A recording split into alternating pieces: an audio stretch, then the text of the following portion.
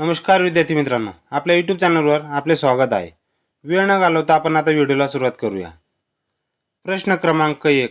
मुख्यमंत्री हा राज्यपाल आणि टिंबटिंब यांच्यातील दुवा आहे. याचे उत्तर आहे मित्रांनो मंत्रिपरिषद. म्हणजे पर्याय क्रमांक 3 आपले उत्तर आहे मित्रांनो मंत्रिपरिषद. मित्रांनो, मुख्यमंत्री हा राज्यपाल आणि मंत्रिपरिषद यांच्यातील दुवा असतो मित्रांनो, एवढे लक्षात ठेवा. प्रश्न क्रमांक 2. हरिश्चंद्रगड या पर्वत शिखराची उंची किती मीटर आहे? मित्रांनो, हरिश्चंद्रगड या पर्वत शिखराची उंची 1424 मीटर आहे मित्रांनो. म्हणून पर्याय क्रमांक 1 हे आपले उत्तर आहे मित्रांनो 1424. हरिश्चंद्रगड हे पर्वत शिखर कोणत्या जिल्ह्यात आहे मित्रांनो? तर अहमदनगर. कोणत्या जिल्ह्यात आहे मित्रांनो? अहमदनगर या जिल्ह्यात आहे. उंची किती मीटर आहे मित्रांनो? तर 1424 मीटर आहे, एवढे लक्षात ठेवा. प्रश्न क्रमांक 3. पंचमंडी हे थंड हवेचे ठिकाण कोणत्या राज्यात आहे? पंचमंडी हे थंड हवेचे ठिकाण मध्य प्रदेश राज्यात आहे मित्रांनो. म्हणून पर्याय क्रमांक 3 आपले उत्तर आहे मित्रांनो मध्य प्रदेश. पंचमंडी हे थंड हवेचे ठिकाण महादेव डोंगर रांगावर आहे मित्रांनो. कोणत्या? महादेव डोंगर रांगावर पंचमंडी हे थंड हवेचे ठिकाण आहे मित्रांनो. कोणत्या राज्यात आहे? तर मध्य प्रदेश राज्यामध्ये आहे. प्रश्न क्रमांक 4. प्रवरा व मुळा नदीच्या संयुक्त प्रवाहावर टिंबटिंब वसले आहे. प्रवरा व मुळा नद्यांच्या संयुक्त प्रवाहावर नेवासे वसले आहे मित्रांनो. म्हणून पर्याय क्रमांक 2 आपले उत्तर आहे नेवासे.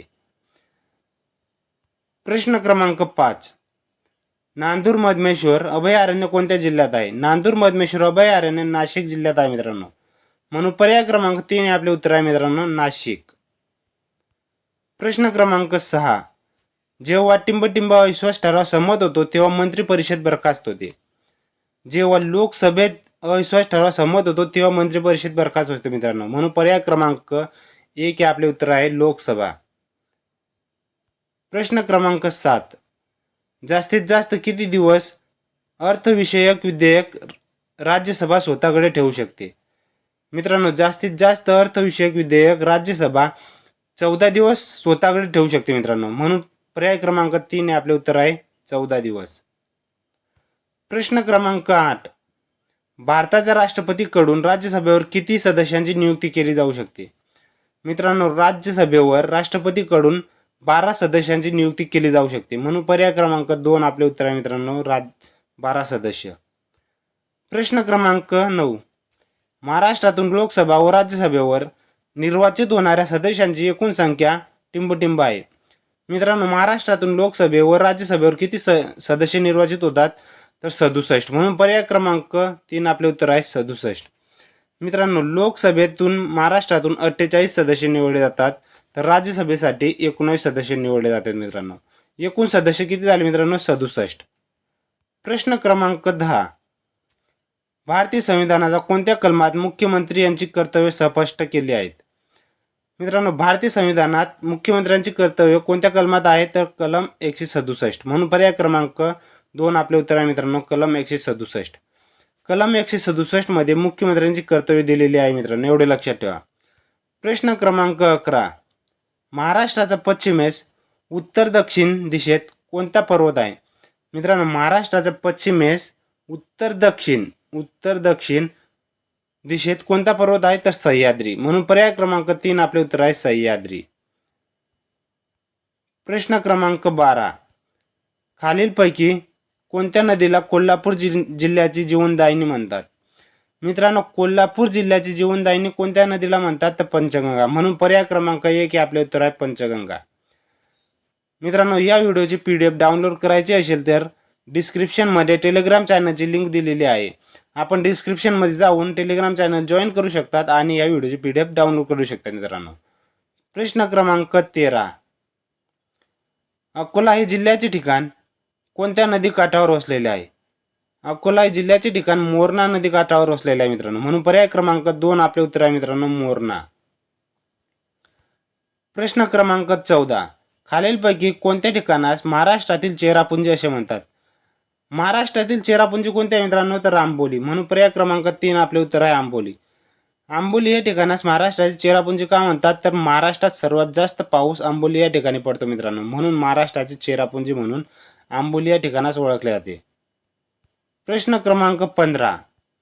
जागतिक पाणथळ प्रदेश दिन म्हणून कोणता दिवस साजरा केला जातो? जागतिक पाणथळ प्रदेश दिन म्हणून 2 फेब्रुवारी हा दिवस साजरा केला जातो. म्हणून पर्याय क्रमांक 2 आपले उत्तर आहे मित्रांनो, 2 फेब्रुवारी. प्रश्न क्रमांक 16.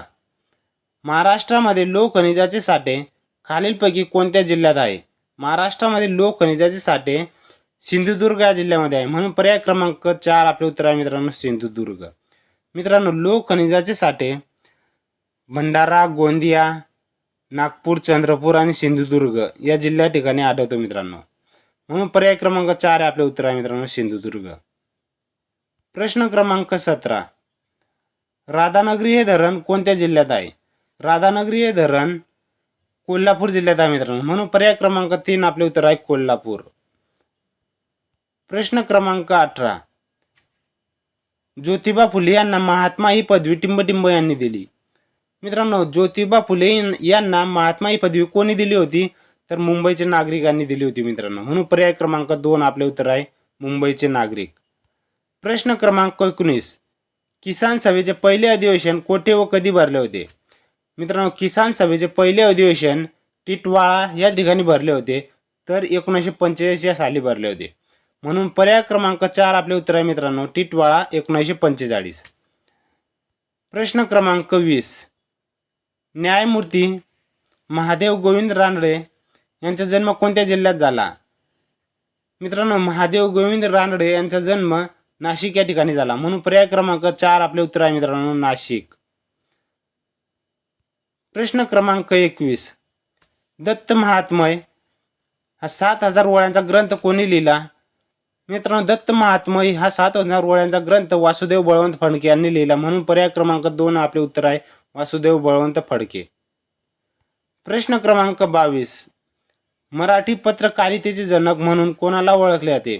मराठी पत्रकारितेचे जनक म्हणून आचार्य बाळशास्त्री जांभेकर यांना ओळखले जाते मित्रांनो. म्हणून पर्याय क्रमांक 2 आपले उत्तर आहे मित्रांनो, आचार्य बाळशास्त्री जांभेकर. प्रश्न क्रमांक 23. येणे ही टिंबटिंब या मूलद्रव्याची संज्ञा आहे. मित्रांनो, येणे ही कोणत्या मूलद्रव्याची संज्ञा आहे? तर सोडियम. म्हणून पर्याय क्रमांक 2 हे आपले उत्तर आहे सोडियम. प्रश्न क्रमांक 24. मानवी डोळ्यांचा कोणता भाग आत येणाऱ्या किरणांना नियंत्रित करतो? मित्रांनो, मानवी डोळ्यांचा कोणता भाग आत येणाऱ्या किरणांना नियंत्रित करतो? तर इरिस. म्हणजे पर्याय क्रमांक 4 आपले उत्तर आहे मित्रांनो, इरिस. प्रश्न क्रमांक 25. निरोगी मानवी डोळ्यांचे स्पष्ट दृष्टीचे लघुत्तम अंतर हे टिंबटिंब सेमी असते. मित्रांनो, निरोगी मानवी डोळ्यांचे स्पष्ट दृष्टीचे लघुत्तम अंतर हे 25 सेमी असते. म्हणून पर्याय क्रमांक 1 हे आपले उत्तर आहे मित्रांनो, 25 सेमी. व्हिडिओ आवडला असेल तर व्हिडिओला लाईक करा, शेअर करा, सबस्क्राईब करा, जेणेकरून इतर विद्यार्थ्यांना देखील हा व्हिडिओचा फायदा होईल. धन्यवाद मित्रांनो.